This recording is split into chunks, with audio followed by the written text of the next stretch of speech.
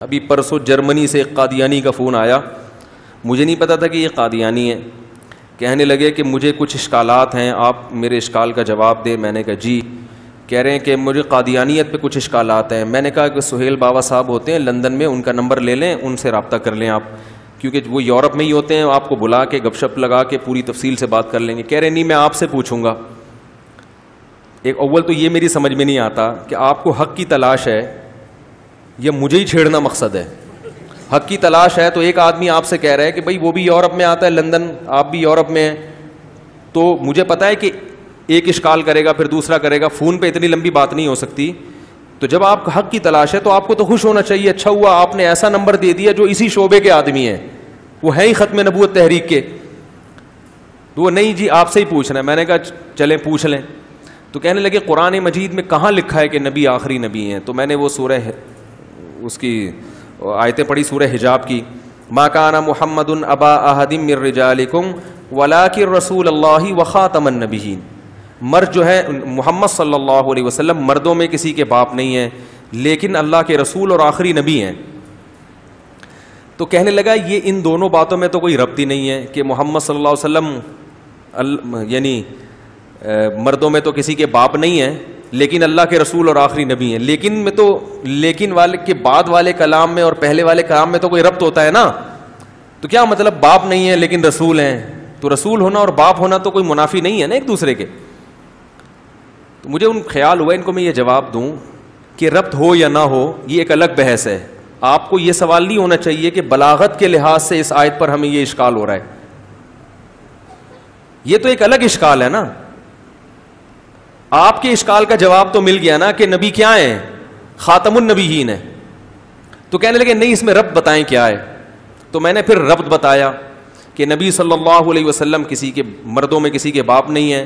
تو اس سے یہ وہم ہو سکتا ہے کہ گویا اللہ نے ان کو کوئی فضیلت دی نہیں ہے، کیونکہ عرب میں بیٹا ہونا بڑی فضیلت تھی. تو اللہ نے بتایا فضیلت تو ایسی دی ہے کہ رسول ہے اور رسولوں میں بھی انبیاء کے خاتم النبیین ہیں. کیونکہ اب اگر ہم صرف رسول کے بعد رک جاتے تو رسول تو اور بہت سارے ہیں جو مردوں میں بہت سے مردوں کے باپ بھی تھے. تو نبی کی فضیلت کیسی؟ میں نے کہا صرف عام پیغمبروں کی طرح نہیں بلکہ خاتم النبیین ہیں. تو پتہ کیا کہتے ہیں؟ کہہ رہے اس سے پتہ چلا کہ یہ تو نبی کی فضیلت کے طور پر بیان کیا جا رہا ہے کہ آپ خاتم النبیین ہیں. اصل مقصد کیا ہے؟ نبی کی فضیلت کو بیان کرنا، افضل ہونا بیان کرنا. پھر کہنے لگا خاتم النبیین ہونے میں کیا فضیلت؟ بھائی جو اینڈ میں آتا ہے تو کیا اس کی کوئی فضیلت ہے؟ بھائی جو آخر میں آئے تو اس سے کوئی فضیلت تھوڑی ثابت ہوتی ہے. میں نے کہا فضیلت ثابت ہو یا نہ ہو یہ ایک الگ ٹاپک ہے، آخری نبی ہونا تو ثابت ہو گیا نا. بھائی تم تو اپنے دعوے کو فوکس کرو نا. تمہارا دعویٰ تو یہ ہے کہ آخری نبی نہیں ہے، تو آخری نبی کا تو ذکر ہو گیا نا اس میں. تو کہنے لگے نہیں اس میں آخری نبی نہیں، اس میں اصل میں ایکچولی یہ خاتم یہ بتانے کے لیے یہ آیت ہے ہی نہیں کہ نبی آخری نبی ہیں، یہ بتانے کے لیے ہے کہ آپ فضیلت والے ہیں. اس کے لیے اللہ نے عنوان یہ قائم کیا ہے. میں نے کہا دیکھو میں کسی سے کہتا ہوں کہ آپ کو بھی دعوت ہے، آپ کو بھی دعوت ہے، آپ کو بھی دعوت ہے، ان کو میں کہتا ہوں ان کی دعوت نہیں ہے تو ان کو احساس ہوگا میری تو کوئی ویلیو نہیں ہے مفتی صاحب کی نظر میں. تو میں ان کو الگ سے کہتا ہوں کہ آپ کی جو دعوت ہے نا وہ اتوار کے دن جو بڑا ولیمہ ہوگا نا اس میں آپ کی دعوت ہے، میرا نہیں کسی اور کی بات کر رہا ہوں. آپ کہیں اچھا ایک اور ہو رہا ہے تو اس میں آپ کی دعوت ہے. تو یہ ان کی فضیلت بیان کرنے کے لیے نا کہ یہ کہیں گے یار اس کی بھی دعوت میری نہیں، تو میں بتا رہا ہوں تمہارے کے لیے الگ پروٹوکول رکھا ہوا ہے ہم نے. تو یہ ان کی فضیلت کے لیے نا، لیکن اس سے یہ بھی تو ثابت ہو گیا کہ دعوت بھی ہے. اب یہ اس پروٹوکول والی دعوت میں آ گئے. میں کہہ رہا ہوں بھائی کیوں آئے؟ کہہ رہے آپ نے تو کہا تھا. میں نے کہا تو میں آپ کی فضیلت بیان کرنے کے لیے کہا تھا میں نے، وہ تو میں نے آپ کی فضیلت بیان کرنے کے لیے. تو کہیں گے فضیلت بیان کرنے کے لیے یہ بھی تو کہا تھا کہ دعوت ہے. تو اللہ نے اپنے نبی کی فضیلت بیان کرنے کے لیے کہا کہ آخری نبی ہیں، مگر یہ بھی تو کہہ دیا نا کہ آخری ہیں. تو وہ کہا نہیں. پھر میں نے فون بند کر دیا. میں نے کہا سمجھنا ہی نہیں چاہتا. میں نے کہا سہیل بابا صاحب سے رابطہ کرو بھائی. کس سے رابطہ کرو؟ لندن. ٹکٹ کٹا لندن جا. تو سمجھنا چاہتا ہی نہیں ہے تو زبردستی تو کسی پر کوئی چیز تھوپی نہیں جا سکتی. اور ایک بات میں نے ان سے یہ بھی کہی پھر وہ حضرت عیسیٰ کی حیات، حضرت عیسیٰ زندہ ہیں یا نہیں ہیں. میری عادت ہوتی ہے گل ویلے دی تے پھل موسم دا. ایک بات ہمیشہ یاد رکھو، قادیانی جب بھی آپ سے بحث کرے گا نا، دو چیزوں پہ کریں گے. ایک ختم نبوت کے مسئلے پر کہ خاتم النبیین کے لفظ میں وہ گھمائے گا آپ کو، ذلی نبوت، تشریعی نبوت، یہاں گھمائے گا وہ آپ کو. دوسرا وہ حضرت عیسیٰ کی حیات پہ بات کرے گا. تو آپ بحث کو سمیٹنے کے لیے مختصر یہ کہو کہ تھوڑی دیر کے لیے فرض کر لو کہ نبی آخری نبی نہیں ہے، معاذ اللہ نقل کفر فرض کر لو، اور تھوڑی دیر کے لیے فرض کر لو حضرت عیسیٰ زندہ بھی نہیں ہے، معاذ اللہ نقل کفر. تو اس سے یہ کہا ثابت ہوتا ہے کہ مرزا غلام احمد قادیانی نبی ہے. اگر نبی آخری نبی بالفرض معاذ اللہ نقل کفر نبی نہیں بھی ہیں تو مرزا کی نبوت کے تو الگ سے دلائل ہوں گے نا. حضرت عیسیٰ آخری نبی نہیں تھے تو کیا حضرت عیسیٰ کے بعد جو بھی آیا سارے نبی تھے؟ نبی صلی اللہ علیہ وسلم نے جب نبوت کا دعویٰ کیا کہ میں اللہ کا نبی ہوں تو اس کے لیے یہ دلیل نہیں دی کہ حضرت عیسیٰ آخری نبی نہیں تھے، بلکہ یہ دلیل دی کہ میں کیا ہوں. بولو بھائی، نبی صلی اللہ علیہ وسلم سے پہلے جتنے پیغمبر آئے ہیں کوئی بھی آخری نہیں تھا. اس کے باوجود ہر پیغمبر نے اپنی نبوت کے دلائل تو دیے ہیں. اس دلائل پہ زیادہ زور نہیں لگایا کہ پچھلا والا آخری تھا یا نہیں تھا. اس کو ثابت، کیونکہ لاکھوں لوگ نبی کے بعد دنیا میں آئے ہیں، کروڑوں لوگ آئے ہیں، اور ان میں سے ہزاروں نے نبوت کے دعوے کیے ہیں. تو جو دعویٰ کرتا ہے اس کو اس پر دلیل کافی نہیں ہے کہ وہ آخری تھے یا نہیں تھے، اس کو یہ کہ میں نبی ہوں. تو قادیانی جب بھی آپ سے آ کے بات کریں اور کہیں کہ نبی صلی اللہ علیہ وسلم آخری نہیں ہے تو آپ بولو اس بحث میں مت پڑو کہ آخری ہیں یا نہیں، حضرت عیسیٰ زندہ ہیں یا نہیں. اس بحث پہ آ کے بات کرو کہ مرزا نبی تھا یا نہیں تھا. اور نبوت سے پہلے ثابت کرنا پڑتا ہے کہ شریف آدمی تھا یا نہیں تھا. شرافت یہ نبوت سے پہلے کا درجہ ہے یا نہیں. میں آپ کو دعوے سے کہہ دوں قادیانی زہر کا پیالہ پی لے گا، مرزا غلام احمد کی شخصیت پہ کبھی مناظرہ کرنے کے لیے تیار نہیں ہوگا. مشاہدہ کیا ہے، وہ گھمائے گا حضرت عیسیٰ کی حیات، خاتم النبیین کی حیات، اس پہ کبھی نہیں آئے گا کہ مرزا کی شرافت پہ بحث کی جائے. اس پہ اگر آپ اس کو لے آئے تو آپ کیا ہو، بس میدان آپ کے ہاتھ میں. اور یہ میں بتا دوں میں کبھی بھی قادیانیوں سے بدتمیزی کرنے کا بولو بھائی نہیں کہتا.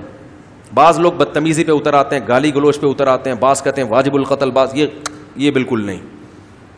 وہ اس کا مذہب ہے، اس کو آخرت میں جواب دینا ہے، جائے گا جہنم میں. ہم اس کو محبت سے اخلاص سے سیدھے راستے کی طرف رہنمائی کرتے ہیں. سمجھ میں آتا ہے ٹھیک ہے، نہیں آئے تو بھائی ہمارا راستہ الگ، قادیانیوں کا راستہ الگ. ہم ان سے کہتے ہیں اپنے مذہب کو اسلام شو نہیں کرو، بس لڑائی جھگڑا نہیں، مار دھاڑ نہیں، اس سے کوئی فائدہ نہیں ہوتا، نفرتیں پھیلتی ہیں. جس نے آنا ہوتا ہے وہ بھی نہیں آتا. بسا اوقات بعض قادیانی حق کی تلاش میں تھے، وہ جب آئے انہوں نے بات کی تو ہم جس بندے نے بات کی اتنی بدتمیزی سے بات کی ان سے کہ وہ بچائے آنے کے اور دور چلا گیا کہ اس آدمی کے تو اخلاق ہی ٹھیک نہیں ہے. تو آپ بات اخلاق سے کریں مگر دلائل آپ کے کیا ہونے چاہیے، مضبوط. اس سے انسان کی بات اثر کرتی ہے.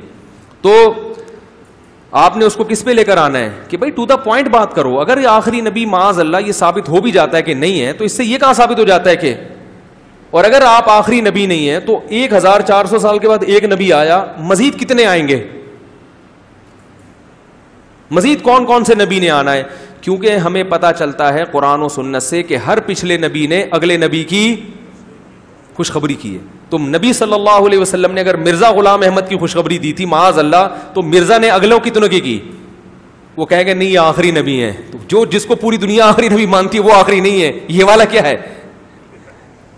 میں نے کل بیان میں کیا تھا نا کہ غلط بات عیسائیوں نے دعویٰ کیا نا کہ ایک خدا کو تین ہے، تو وہ غلط بات کو چھپانے کے لیے 100 غلط دعوے اور بھی کرنے پڑتے ہیں. تو قادیانی کو آپ اس پر لے کر آئیں. اور مرزا غلام احمد قادیانی کی کتابوں سے ثابت ہے کہ وہ شخص شریف آدمی نہیں تھا.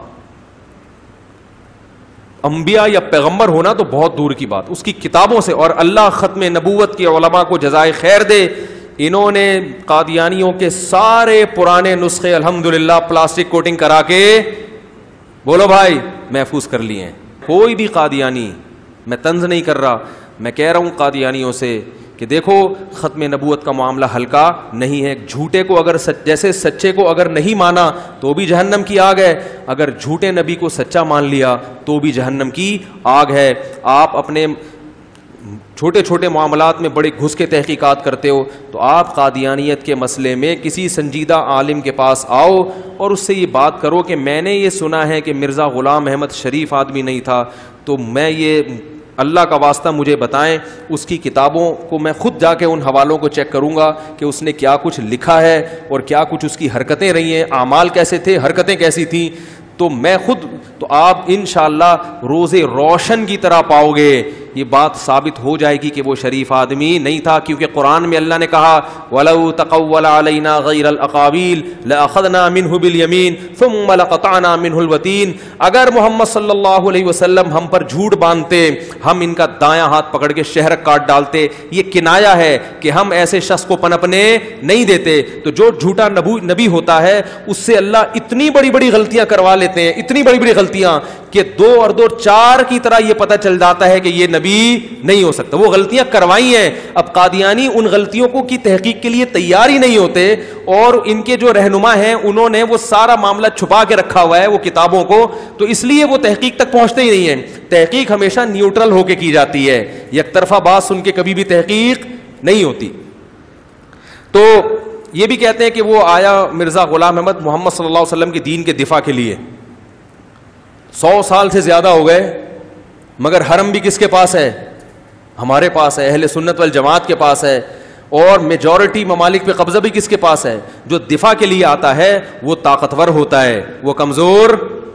دیکھو آپ لڑ رہے ہو، آپ مغلوب ہو رہے ہو، تو آپ نے بلایا ایک بندہ لڑائی کے لیے، پہلوان کو بلاؤ گے نا، آپ نے جس کو بلایا وہ آپ سے بھی زیادہ باریک، تو آپ بولو گے یہ تو خود پٹے گا، مجھے بھی پٹوائے گا.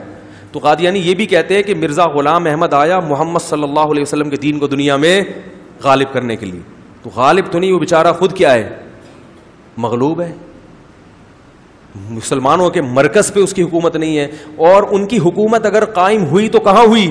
غیروں کے ہاتھ میں، غیروں کے ہاتھ میں، ان لوگوں سے جن سے اسلام کی ہمیشہ کیا رہی ہے؟ جنگ رہی ہے. ان کے دودھ پہ وہ پل رہے ہیں.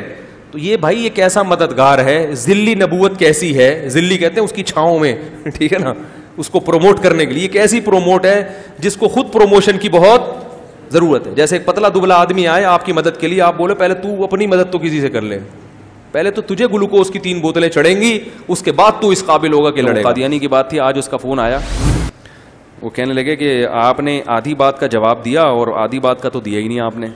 میں نے کہا وہ آدھی کون سی کہہ رہے ہیں؟ آپ نے کہا قرآن میں آتا ہے کہ فَأُولَٰئِكَ مَعَ الَّذِينَ أَنْعَمَ اللَّهُ عَلَيْهِم مِّنَ النَّبِيِّينَ وَالصِّدِّيقِينَ وَالشُّهَدَاءِ وَالصَّالِحِينَ، کہ جو بھی نیک اعمال اختیار کرتے ہیں وہ نبیوں کے ساتھ ہوں گے، صدیقین کے ساتھ ہوں گے، اور شہداء کے ساتھ ہوں گے، اور صالحین کے ساتھ ہوں گے. تو شہداء، صالحین اور صدیقین تو ہر دور میں آ رہے ہیں. اگر نبی صلی اللہ علیہ وسلم آخری نبی تھے اور آپ کے بعد کوئی نبی نہیں آیا، تو یہ بعد والے لوگ نبی کے ساتھ پھر کیسے ہوں گے، یا نبوت کے مقام تک کیسے پہنچیں گے؟ نہیں آ رہی بات؟ تو بھائی اس میں یہ کہاں ہے کہ وہ نبی بن جائیں گے؟ انبیاء کے ساتھ ہوں گے قیامت کے دن. جیسے حدیث میں آتا ہے کہ ایماندار تاجر قیامت میں پیغمبروں کے ساتھ ہوگا. تو کیا ایماندار تاجر پیغمبر بنے گا؟ وہ کتنے لوگ ہیں جو ایماندار تاجر تھے مگر وہ پیغمبر بن سکتے ہی نہیں ہیں اور بنے بھی نہیں ہیں. تو یہ فضیلت کی بات ہے. مع النبیین، اللہ فرماتے ہیں ان 4 قسم کے لوگوں کے ساتھ ان کو جنت میں رکھوں گا. جیسے حدیث میں آتا ہے میں اور یتیم کی کفالت کرنے والا ایسے ہوں گے ساتھ ساتھ. تو یہ مطلب نہیں کہ یتیم کی کفالت کرنے والا پیغمبر بن جائے گا. اور اگر آپ کہتے ہیں کہ نہیں، اس سے مراد یہی ہے کہ جو نبی بن جائے گا یا صالح بن جائے گا یا شہید بن جائے گا، کیونکہ بہت سے لوگ صالح بنتے ہیں شہید بھی ہو جاتے ہیں، تو ایسے ہی پیغمبر بن جائے گا، تو پھر 1400 سال میں ایک ہی آدمی اس مقام تک پہنچا ہے. امام ابو حنیفہ کیوں نہیں پہنچے؟ امام شافعی کیوں نہیں پہنچے؟ سب سے پہلے حضرت ابوبکر کیوں نہیں پہنچے؟ حضرت عمر کیوں نہیں پہنچے؟ تو اللہ تو کہہ رہے ہیں فاولائکا، یہ سب لوگ. اس سے پتہ چلا اولائکا جمع کے لیے آتا ہے، یہ سب لوگ جن میں بھی یہ صفات ہوں گی یہ سارے کے سارے لوگ پیغمبروں کے، صدیقین، شہداء اور صالحین کے ساتھ ہوں گے. تو اگر اس سے پیغمبر بننا مراد ہے تو پھر ایک کیوں؟ اولئک کا لفظ ہونا چاہیے بہت سارے لوگ.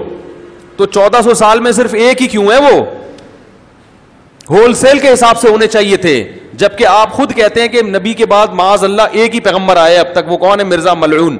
اس کے علاوہ آپ کسی کے قائل ہے ہی نہیں. تو یہ نہیں ہوتا. تو اس سے صاف پتہ چلتا ہے کہ اولئک کا لفظ بتا رہا ہے یہ سب لوگ، جمع کے لیے آتا ہے عربی میں ھذا یا ذالک، یہ ایک شخص کے لیے آئے گا. اولئک بہت سارے لوگ، دو چار بھی نہیں. اولئک مع الذین انعم اللہ، یہ سب کے سب لوگ. تو پتہ چلا وہ لوگ ہیں، وہ ایک آدمی نہیں ہے. ممکن ہے آپ کہیں کہ اس کے بعد بھی آئیں گے، تو بتائیں کون کون آئے گا مرزا کے بعد؟ آپ کہیں وہ ابھی تو ایک ہے، لیکن اس کے بعد اور بھی لوگ آئیں گے جو اولئک مع الذین، جو پیغمبروں کے مقام تک پہنچیں گے. تو پھر وہ بتا دینا، دو چار لوگوں کی لسٹ تو پیش کریں. حضرت عیسیٰ نے تو نبی کا بتایا، قرآن صاف کہہ رہا ہے یجدونہ مکتوبا عندہم فی التوراۃ والانجیل، کہ یہ محمد صلی اللہ علیہ وسلم کا نام تورات اور انجیل میں دیکھتے ہیں. اور یاد رکھو حضرت عیسیٰ نے جو خوشخبری دی تھی جس پیغمبر کی، وہ احمد تھے، وہ غلام احمد نہیں تھے.